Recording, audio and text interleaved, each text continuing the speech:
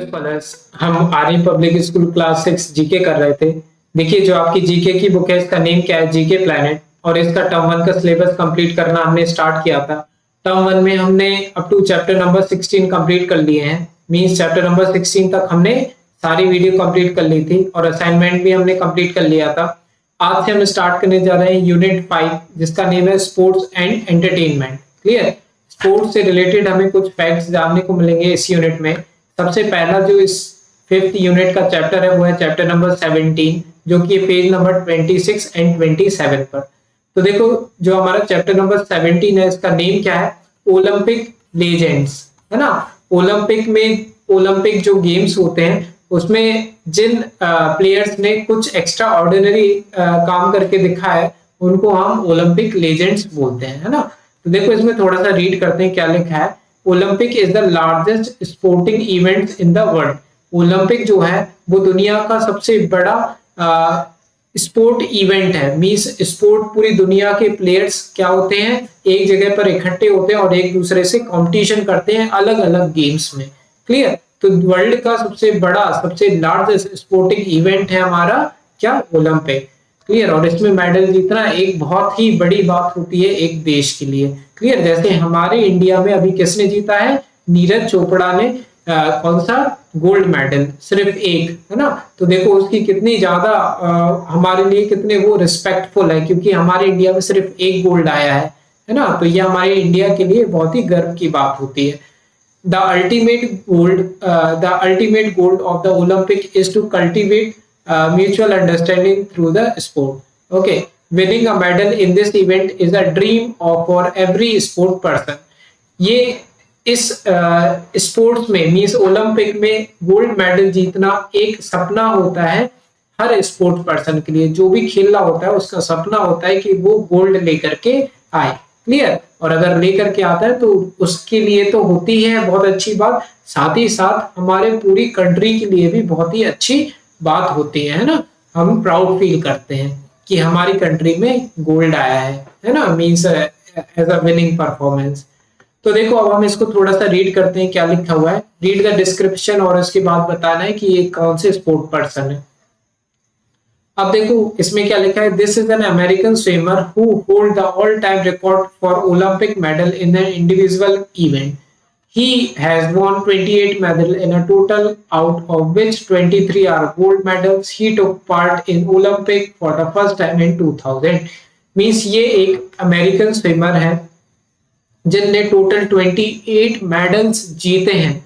एक ओलंपिक में नहीं, मींस 2-3 जितने भी ओलंपिक्स हुए हैं, जितने भी इन्होंने खेले हैं, उनमें से टोटल 28 मेडल्स इन्होंने जीते हैं। ठीक है? और ये स्विमर है और इन्हें उन 28 में से 23 जो है वो गोल्ड मेडल जीते हुए हैं। बहुत ज्यादा बड़ी बात है ये। क्लियर? और इन्होंने ओलंपिक ज्वाइन किया था 2000 में। क्लियर? तो 23 गोल्ड जीतना एक बहुत ही बड़ी बात है हमारे।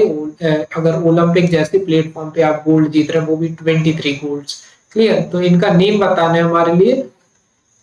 तो देखो यहाँ पे हमारे लिए हेल्प बॉक्स भी दिया हुआ है। इनका जो नेम है वो है माइकल फिलिप्स, है ना, माइकल फिलिप्स। तो यहाँ पे मैं लिख देता हूँ इनका आंसर, इनका नेम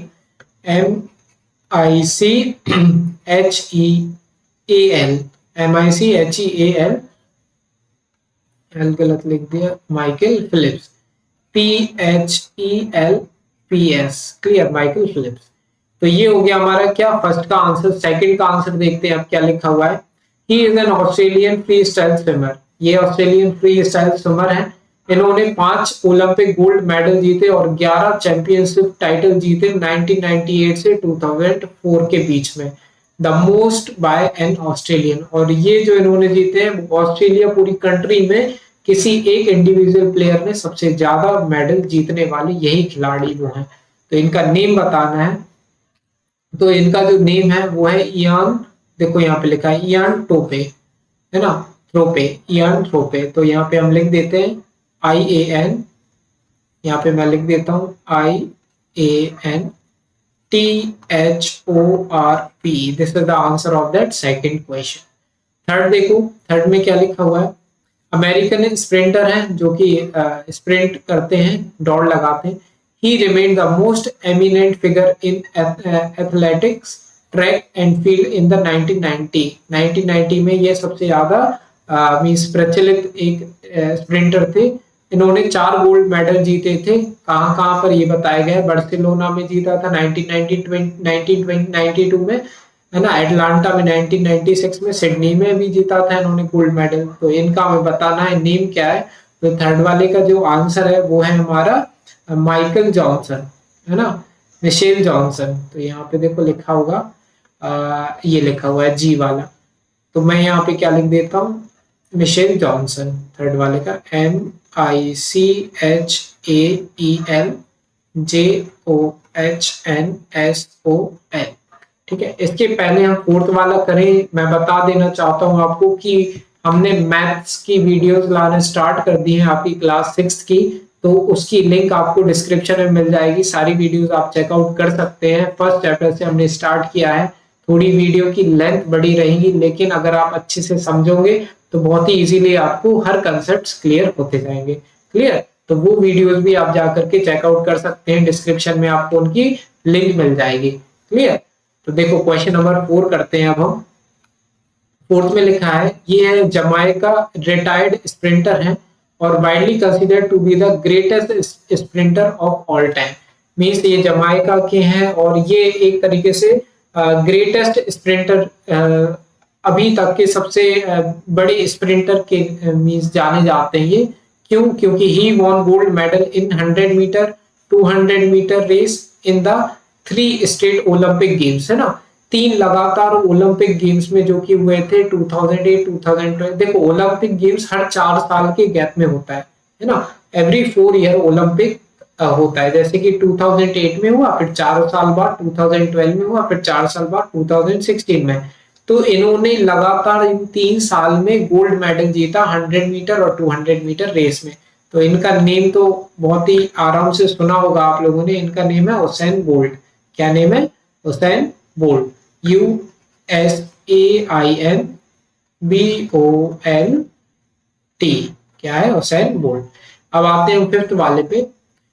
फिफ्थ में देखो क्या लिखा हुआ है, she is Romanian gymnast who was the first gymnast to be awarded as a perfect score of 100 in an Olympic perfect score of 10 in an Olympic event in 1976 at the age of 14।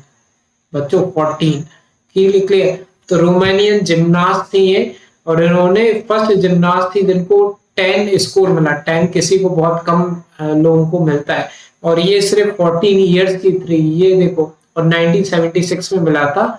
She is 5 times Olympic gold medalist all in individual events। और इनको 5 gold medal भी मिले थे। एक gold medal तो लाना बहुत मुश्किल बात होती है, ये 5 लेकर के आ रही हैं।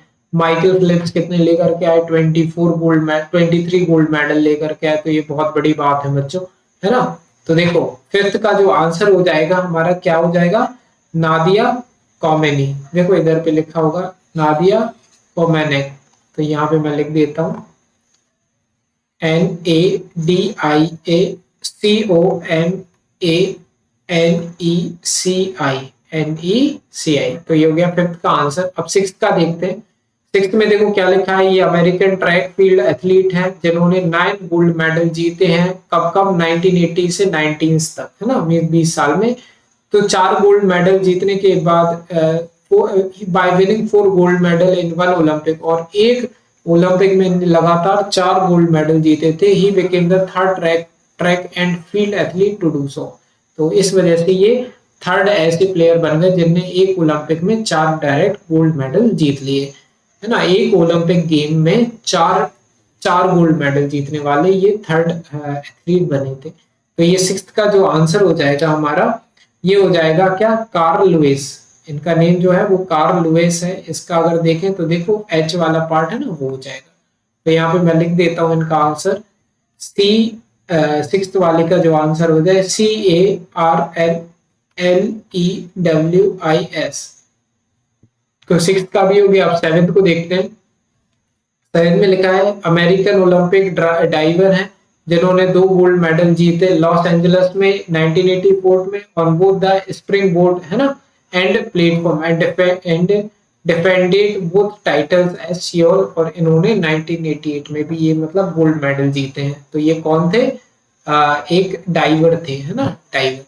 तो बस 1984 बहुत पुरानी बात है, बस इतना याद रखना है कि इन्होंने जीते थे। तो इनका नेम क्या है? सेवेंथ का आंसर जो हो जाएगा हमारा वो हो जाएगा ग्रेग, देखो यहाँ पे लिखा है ग्रेग लाउनेस, है ना। तो इसको मैं यहाँ पे लिख देता हूँ GREGLOUGANIS।